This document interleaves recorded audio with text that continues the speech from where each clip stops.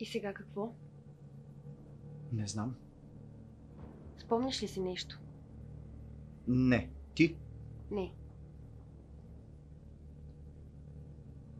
И при все това, правило номер 1... Да, това, че не помним, не означава, че не сме виновни. Слушай, каквото и да става от тук нататък, отношението ми към теб няма да се промени. Нали? Ние сме екип и нищо няма да се промени. Дали? Нещата вече се промениха. Не са. Ние сме съдниците. А кой ще е следващият, когото ще съдим?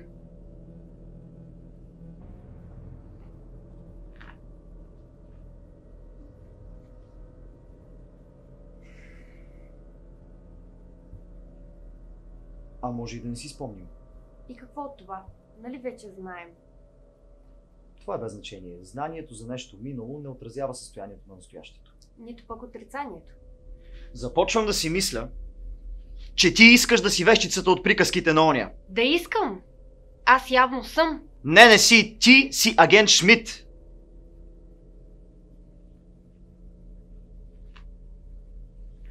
Анаграма. Какво? Имената ни. Те са анаграма. Значи няма какво повече да отричаме. Ние сме убийци. Не. Ние сме от другата страна. Бяхме от другата страна. Млъкни! Не съм такъв!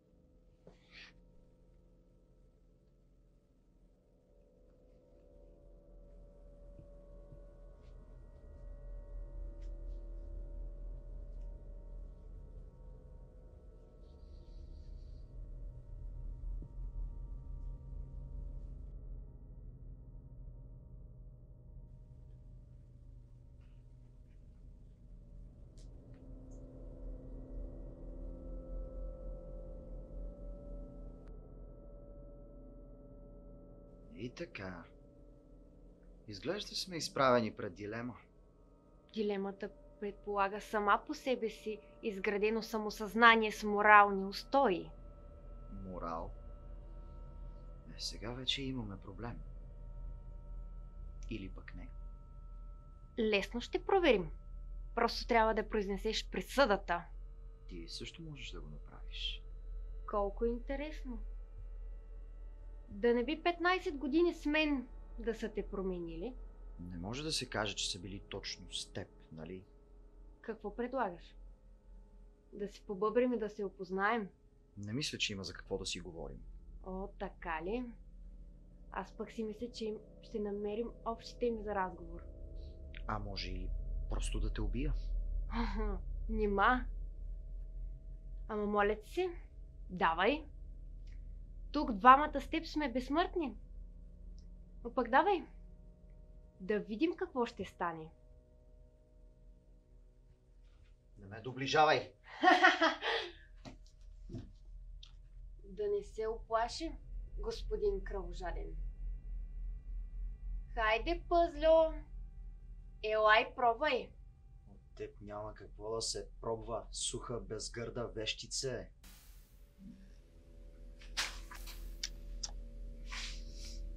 Скопен страхливец.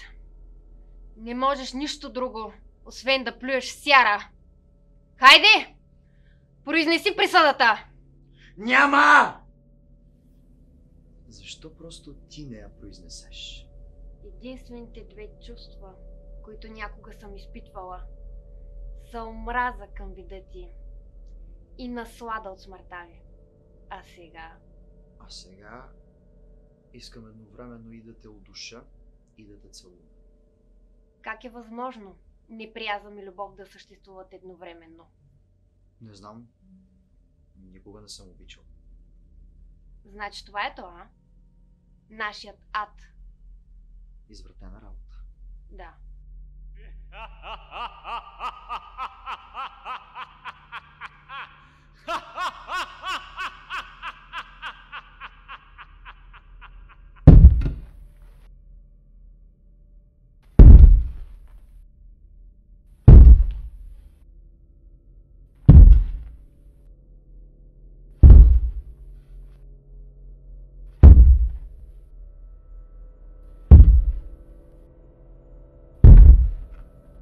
Та-дам! Отново съм тук.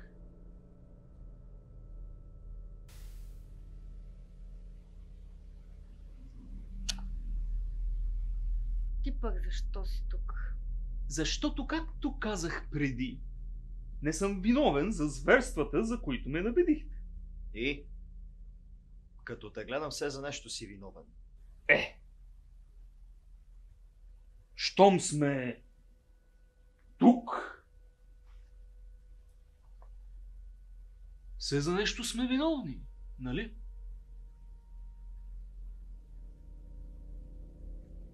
Нещо другото. Дали се намира нещо за пие? Само че нещо малко по-силничко, да не сеща се, нали? Колко разочароващо. Що не го пратим да си ходи? Та ние да си продължим с нашата дилема. Не можете. Не и без ясна присъда. Значи просто трябва да разберем какво си направил. И то преди аз да разбера. Какво сте направили вие двамцата?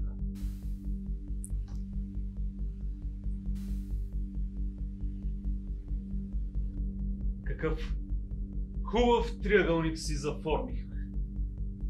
Не ви знам какви сте ги вършили вие двамата приживе. Но тук ще имаме цялото време на света да се опознаем хубавичко. Имайте предвид следното. Първо, тук могат да останат само двама. И второ, не знам за какви зверове се мислите, но имайте предвид, че по-долно и зло същество от мен на този свят не се е ражда. Да. Ще започвам.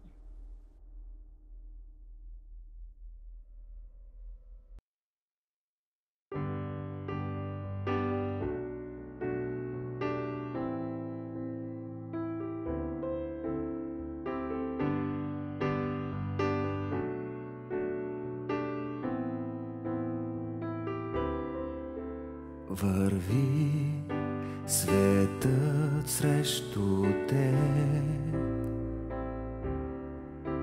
предлага ти огън и лед. Търсиш своето място, но все си надясно. Откриваш, че липсва ти нещо прекрасно, нали? Дали свикнал си вечно да се колебаеш, забравил си себе си, кой си не знаеш. Чувстваш се така безсмислен,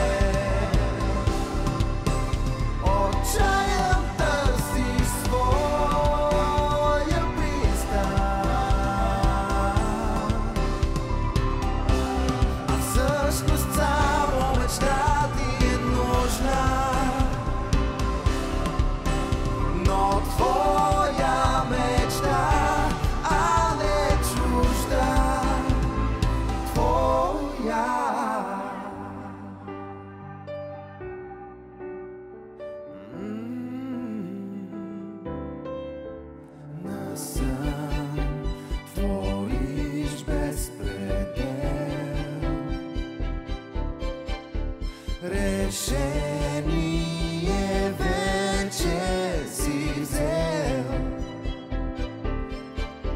Но щом се събудиш, отново се чудиш на къде да поемеш, от страх се губиш, нали?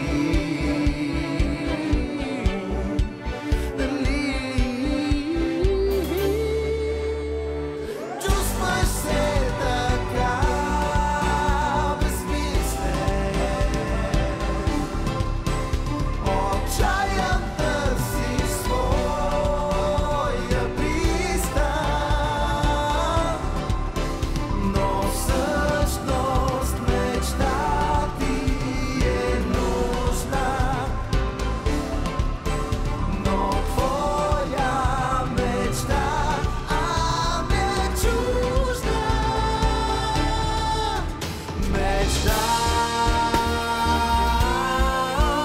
мечта, мечта.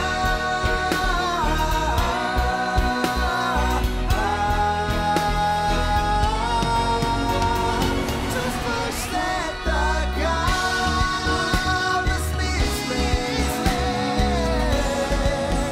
отчаян търсиш своя пристан,